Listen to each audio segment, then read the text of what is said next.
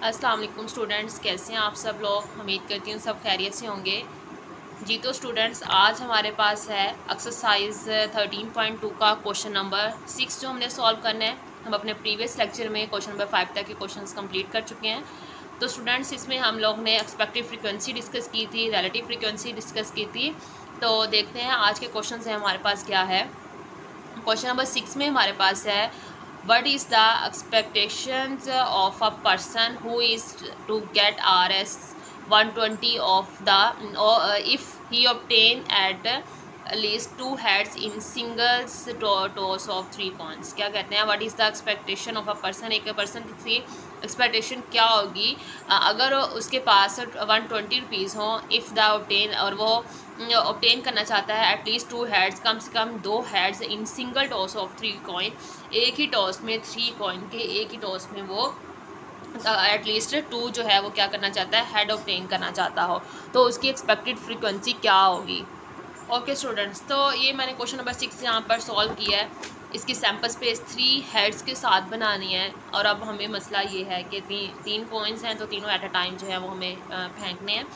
तो ये बच्चों को बनाना थोड़ा मुश्किल लग रहा होता है, तो मैं इसको फ़िलहाल मैंने यहाँ पे लिख दी है इसकी सैम्पल स्पेस, लेकिन मैं आपको थोड़ा सा बनाने का तरीका बताती हूँ आपको इजी वे में।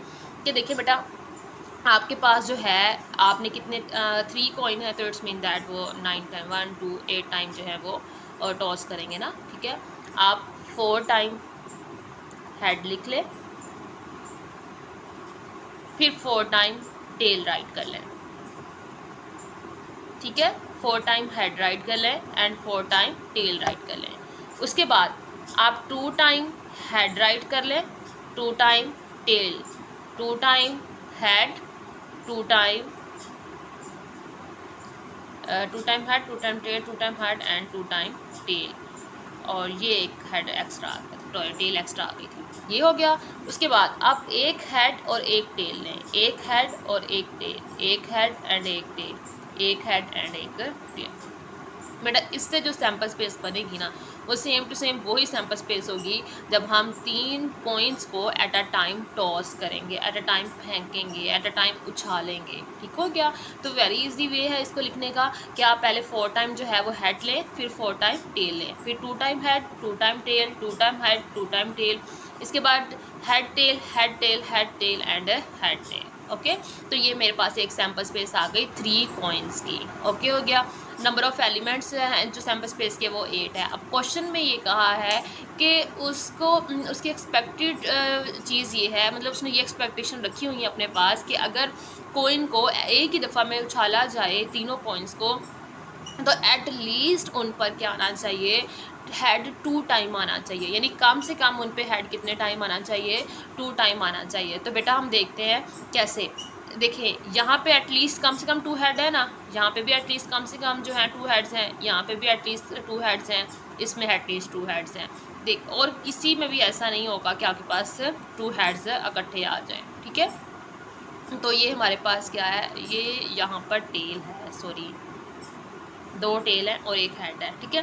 तो पूरी सैम्पल स्पेस के अंदर ये 4 टाइम ही ऐसा था जहाँ पे 2 हेड एटलीस्ट कम से कम 2 हेड्स आ रहे हैं, 3 भी आ जाए तो कोई मसला नहीं है, लेकिन कम से कम 2 हेड्स आ रहे हैं।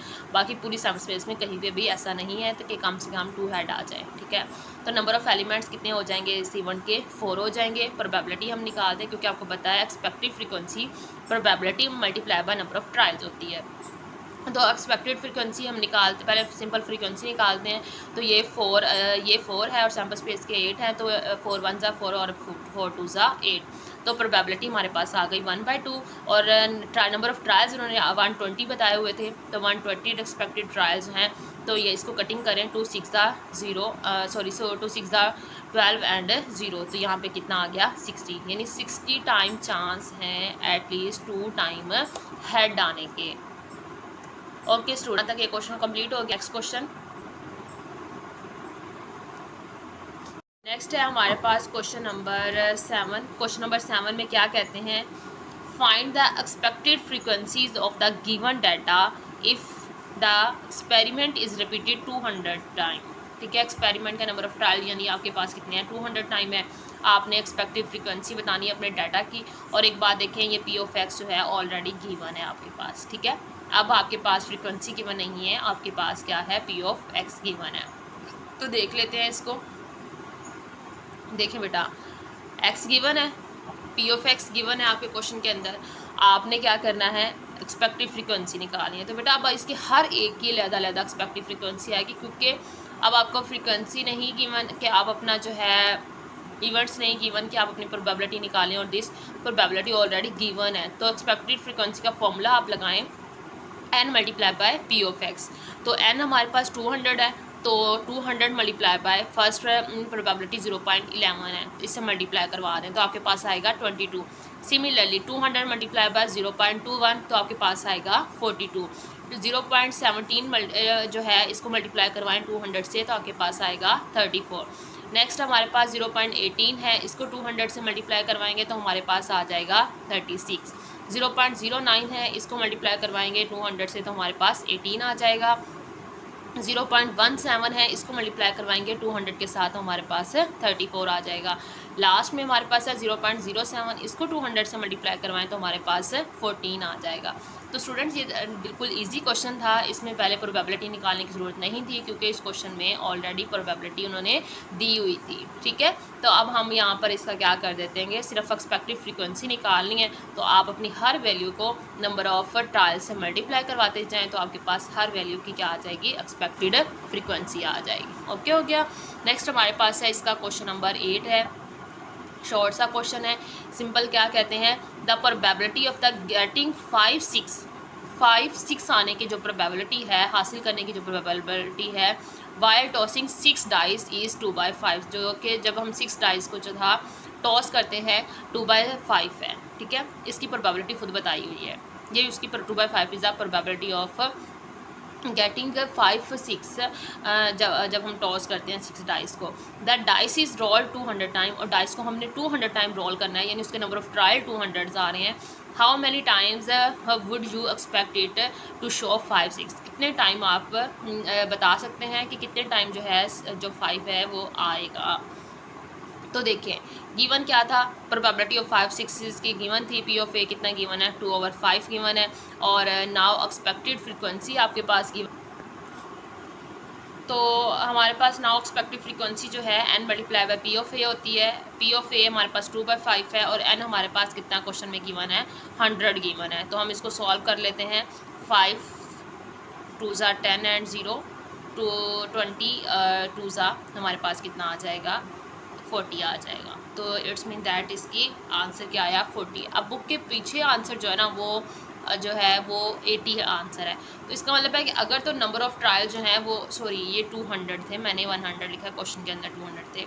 तो ये देखिए 2 4 ज़ा 5 4 ज़ा 20 एंड 0, तो 40 को 2 से मल्टीप्लाई कराएं तो हमारे पास क्या आ जाएगा, 80 आ जाएगा। तो बेटा कुछ स्टूडेंट्स की बुक्स पे ऐसी है जिस पर ये नंबर ऑफ़ ट्रायल्स नहीं गिवन, तो इस वजह से मतलब n हमारे पास वहाँ पर गिवन नहीं है, तो उन बच्चों के लिए मसला है कि वो कहते हैं कि ये आंसर कम है, क्वेश्चन का आंसर नहीं आएगा। तो इसी वजह से कि वो बुक में थोड़ी कुछ मिस प्रिंटिंग है, तो जिन स्टूडेंट्स का इशू है वो यहाँ से क्वेश्चन सॉल्व कर लें। तो ये क्वेश्चन यहाँ से शायद नज़र नहीं आया, तो मैं अगेन आपको बता देती हूँ। एन हमारे पास क्वेश्चन के अंदर कितना गिवन है, नंबर ऑफ़ ट्रायल्स कितने गिवन है, 200 टाइम्स गिवन है। ठीक है, तो हमने क्या करना है, एन की जगह 200 आ जाएगा और 2/5 हमारे पास फ्रीक्वेंसी, इसकी प्रोबेबिलिटी आ गई।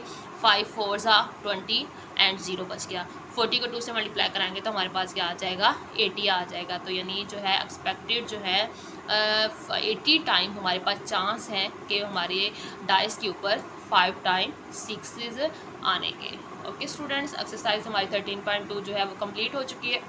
इंशाल्लाह ताला नेक्स्ट लेक्चर में हम रिव्यू एक्सरसाइज 13 करेंगे। आज तक के लिए इतना ही, अल्लाह हाफिज़।